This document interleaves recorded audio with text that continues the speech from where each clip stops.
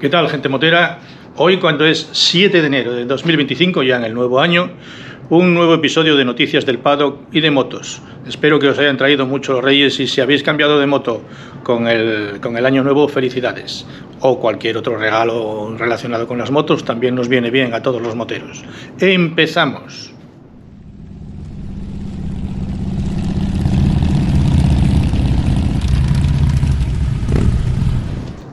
Y para empezar el año, pues empezamos, por desgracia, con una triste noticia, muy triste además. Muere Sid Beier, un piloto pero de 7 años, con una minimoto, y la muerte le vino como consecuencia de las lesiones que se produjo entrenando con su minimoto en un circuito de karts. Su padre, Reinhold Beier, pues bueno, dio la noticia y las gracias a todo el personal médico que lo atendieron al chiquillo. Y no pudieron hacer nada. Tenía lesiones graves, magulladuras y lesiones con fracturas por todo el cuerpo, y un traumatismo craneoencefálico, que fue lo que le llevó a la muerte a fin de cuentas. Pues bien, este niño, ya os digo, fallece como consecuencia del entrenamiento en minimotos. Se da la casualidad que hace 2 meses se había proclamado campeón de Holanda, campeón infantil de Holanda de minimotos. Pues le duró poco el título, porque, como ya os digo, ha muerto. Os sonará el apellido Beier. Pues bien, es primo de Colin Beier, el piloto de Moto 3, que este año, en 2025, va a pasar a Moto 2. Colin Beier, pues bueno, también estaba muy apenado y también habló con los medios, y bueno, no tuvieron nada que decir más que, bueno, que había fallecido y que no había más remedio. A raíz de esta tristísima noticia, porque si bien una persona adulta en competición de moto, por diversas causas, se mata, bueno, pues es lo que hay. Sabemos todos los que andamos en moto que el riesgo es muchísimo mayor que los que andan en coche, por ejemplo, ¿no? Pues bueno, es lo que hay. Perdón. Y lo que quiero, a raíz de esta noticia tristísima, es abrir una polémica, o a ver lo que opináis vosotros, si los niños deben competir realmente. Porque si bien es cierto que cuanto primero cojan una moto, más posibilidades hay de que hagan algo en el mundo del motociclismo, pues yo no veo del todo claro que un niño de 7 años compita con otros en un campeonato infantil de motos. Que entrene, sí, que ande con las motos, sí. Mis hijas tuvieron una moto infantil y bueno, disfrutaron de ella, pero vamos, no compitieron ni muchísimo menos. Era una moto además de enduro. Y yo os pregunto, ¿consideráis que los niños de 7, 8, 9 años, 10 como mucho, compitan en circuitos de karts o de minikarts? Y por otra parte, ¿consideráis que esos niños sí deberían de competir en off-road, en motocross, por ejemplo? Bueno, pues ahí está la pregunta, las dos preguntas, que más o menos son en una. ¿Se debe hacer competiciones de motociclismo con niños de 7, 8, 9, 10 años? Yo sinceramente creo que no. Bien ponerles una moto debajo del culo, porque cuanto primero se la pongamos, más posibilidades tienen de llegar a algo en el motociclismo. Pero de ahí a que a esas edades ya empiecen a competir en plan serio, y además con motos que están preparadísimas. Esas minimotos pueden alcanzar velocidades bastante importantes. Entonces, pues eso yo no lo veo. La verdad es que me entristece mucho esta noticia, y bueno, a ver vuestras opiniones. Me las dejáis abajo en la caja de comentarios. Hablamos un poquito del Dakar, y empezamos hablando del Dakar en coches. No os asustéis, porque es muy poco lo que vamos a hablar sobre los coches. Se trata de la FIA, la Federación Internacional de Automovilismo, que ha puesto en marcha un sistema que se llama Torque Meter, para medir el par motor de los coches a la salida de la caja de cambios, con lo cual es más difícil engañar en cuanto a las especificaciones que exige la FIA. Este sistema ya fue probado en Marruecos por Carlos Sainz y por Nani Roma, con los 2 Ford que llevaban estos pilotos. Y bueno, parece ser que se monitorea la entrega de par motor con una precisión sin precedentes hasta ahora, con lo cual no hay lugar a la duda. Por otra parte, los Dacia no se han sometido a este Torque Meter en Marruecos, así que llegan al Dakar sin haberlo probado anteriormente el sistema. Bueno, parece ser que todo el mundo puede tranquilamente, si no haces trampa, todo el mundo pasa, digamos, la especificación que exige la FIA. Y bueno, nos encontramos con que los equipos se enfrentan enfrentarán a un nuevo desafío técnico con la gestión de la temperatura también del torque meter. En caso de temperatura supere el límite máximo establecido de 140 grados centígrados, se activará una penalización que reducirá la potencia del coche en 20 kilovatios, que son 27 caballos. Y bueno, pues ya os digo, en el pasado Rally de Marruecos, entre el 4 y el 11 de octubre, se probó todo esto y bueno, pues de momento no está dando ningún tipo de problema. Lo que sí dan problemas son los coches, que al final tanto Carlos Sainz como Nani Rama se han tenido que venir para casa, y Laia Sanz, que también participaba en coches, también se ha tenido que venir para casa. Una pena, porque nos quedamos un poco huérfanos respecto a los coches. Pero bueno, por contra tenemos que, y ahora sí ya vamos a hablar de las motos, tenemos que ha habido hoy en la tercera etapa, porque ayer fue la segunda B, era segunda A, segunda B, ya os recuerdo que ayer era una etapa de casi 1000 kilómetros dividida en 2 zonas, y tenían que dormir en unas tiendas de campaña en unos puntos específicos que les decía la organización, dependiendo del sitio donde estuvieran.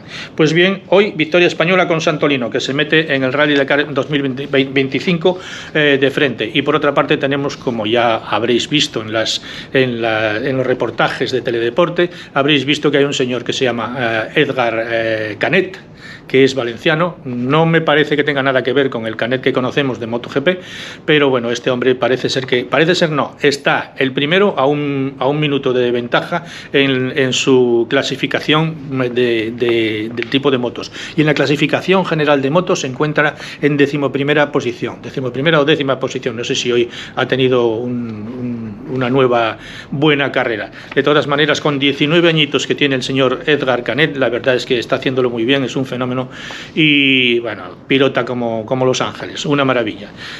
Bueno, pues esto es lo que hay respecto al Dakar, que bueno, que parece ser que ya empieza rompiendo un montón de expectativas, porque pusieron, digamos, la etapa dura la pusieron al principio, y entonces pues bueno, ya ha cribado a un montón de gente. ¿Esto es bueno o es malo? Pues bueno, hay opiniones para todo.